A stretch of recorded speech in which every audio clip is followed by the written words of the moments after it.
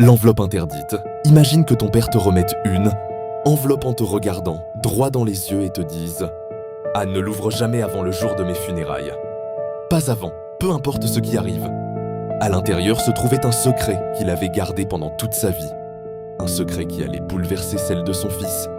Thomas avait 18 ans, lorsque son père lui tendit une vieille enveloppe de couleur jaune. Elle n'avait ni timbre ni adresse, seulement une phrase écrite à la main.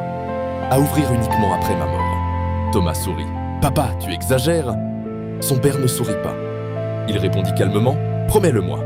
Après quelques secondes de silence, Thomas accepta. Les années passèrent, la vie suivit son cours. Thomas termina ses études. Il trouva un travail. Puis il créa son entreprise. À chaque difficulté, il regardait cette enveloppe. Il avait envie de l'ouvrir. Peut-être que son père y avait laissé des conseils, peut-être un héritage, peut-être un secret de famille. Mais il respecta toujours sa promesse. Puis un jour, le téléphone sonna. Son père venait de mourir.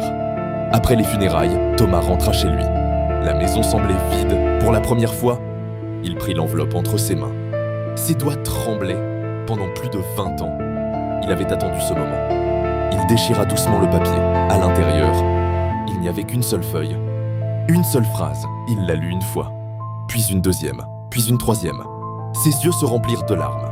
Le message disait « Si tu lis cette lettre seulement aujourd'hui, alors tu es devenu un homme capable de respecter sa parole.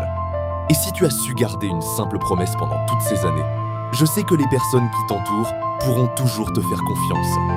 Mon plus grand héritage n'était pas de te laisser de l'argent, mais de te laisser un caractère.